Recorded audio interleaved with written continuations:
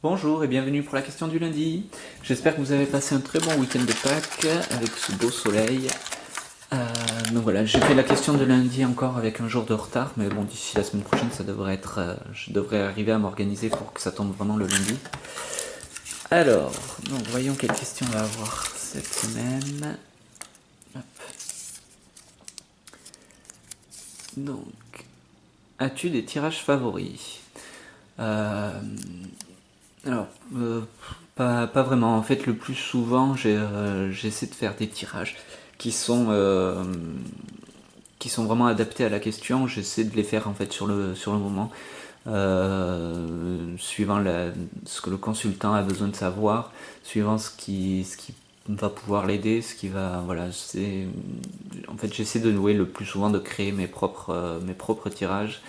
Euh, de façon à répondre vraiment le plus clairement. Ce que je trouve oui, parfois dommage avec des tirages déjà établis, c'est qu'ils répondent pas forcément aux attentes réelles de la question ou du consultant.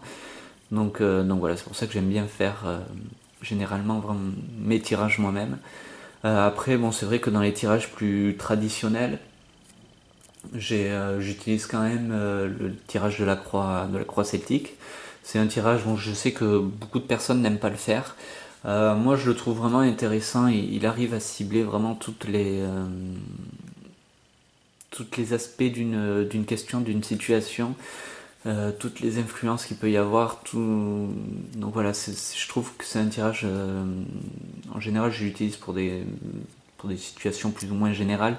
Et, euh, et c'est vrai qu'en général, il tombe vraiment très bien et il répond de façon très complète à des questions. Après, il m'arrive de le modifier. Je le laisse pas forcément tout le temps comme on peut le trouver d'habitude. Euh, la croix centrale, en fait, je la garde toujours plus ou moins pareil. Donc pour ceux qui connaissent pas la croix celtique, donc vous tirez une carte qui va représenter la situation présente, une carte qui va représenter ce qui va bloquer le consultant. Donc c'est une carte qu'on met qui fait vraiment barrière à la carte du présent. Vous avez une carte pour le passé, ou les influences passées. En tout cas, c'est le passé qui agit vraiment sur la situation présente ou sur le problème présent. Vous avez le futur. Le futur, vous avez tout ce qui est inconscient, tout ce que le consultant ne maîtrise pas forcément, ou ses attentes. Euh, c'est ses attentes inconscientes en fait. Et en haut, on a la carte de ce qui est conscient. C'est son but, c'est là où il veut aller, c'est le but conscient. Donc en général, on lit, enfin moi en tout cas, je lis d'abord les deux ensemble, ces deux cartes, qui vont parler vraiment de la situation présente. Je regarde la carte du passé qui va nous parler donc des influences, ce qui s'est passé dans le passé pour qu'en arriver à une telle situation. Et donc je regarde après les autres cartes séparément, mais j'aime bien regarder, relier ces deux cartes, celle qui est en bas et celle qui est en haut, avec... je les lis de façon à ce que celle-ci représente en fait les attentes du consultant, ce qu'il a envie, et là c'est son but conscient. Donc je regarde, je fais le lien, voir si elles se relient, si elles sont différentes, qu'est-ce qui les oppose, qu'est-ce qui les rassemble. Donc voilà. Et après, la croix celtique se compose de quatre autres cartes. Et donc ceux-là, en général, j'aime bien les changer.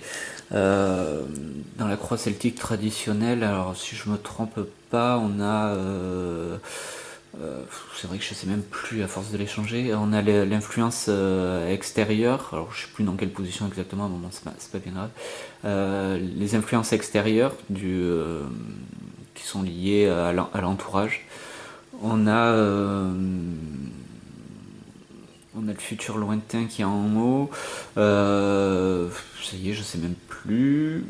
Non voilà, mais enfin bref, vous le trouverez très rapidement. Vous tapez croix celtique, enfin on le trouve partout dans n'importe quel livret, c'est fourni. Et donc ces cartes, en fait, j'aime bien les changer, les utiliser pour répondre un peu plus suivant la question abordée.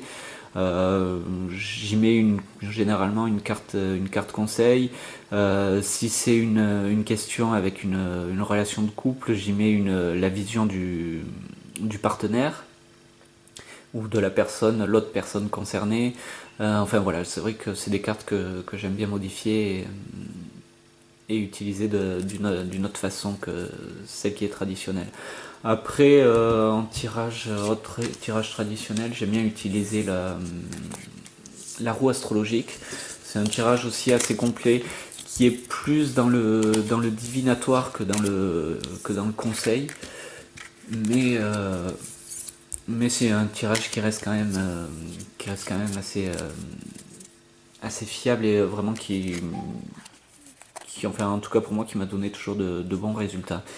Donc voilà, mais sinon c'est vrai que la plupart du temps je fais mes propres tirages moi-même. Ensuite, si par tirage la question était de savoir le thème de mes tirages favoris, j'en ai pas vraiment. J'aime bien, je réponds assez facilement à toutes les questions. J'évite quand même tout ce qui est question sur la santé, où là j'évite vraiment de répondre. Je laisse vraiment, enfin j'encourage en tout cas les personnes qui me posent des questions là-dessus à aller voir plutôt un professionnel pour en savoir plus. La santé, c'est pas vraiment quelque chose avec laquelle enfin, c'est quelque chose à vraiment prendre très au sérieux et il faut faire attention avec ça. Donc c'est vraiment les cartes servent pas. Enfin pour moi, je pense pas qu'elles servent à ça. Donc voilà. Après, quand c'est des tirages sur la santé, mais que c'est des tirages qui sont tournés plus d'ordre du coaching, on va dire, là ça me gêne pas d'aider les personnes à essayer de positiver au maximum, à voir qu'est-ce qui pourrait les encourager à sortir de cette souffrance qu'ils ressentent en fait. Donc voilà, mais sinon voilà, c'est des questions quand même que j'évite de répondre. Sinon je réponds donc à tous les autres thèmes. J'ai une préférence pour tout ce qui est tirage d'ordre relationnel, que ça soit sentimental ou amical, familial. Donc voilà, j'aime bien ces tirages là. Et après c'est vrai que j'essaie toujours de donner une dimension plus psychologique que divinatoire à mes tirages. Donc voilà, j'espère que j'ai répondu à la question. Je vous dis à bientôt pour la prochaine vidéo. Passez une très bonne semaine et à très vite. Au revoir.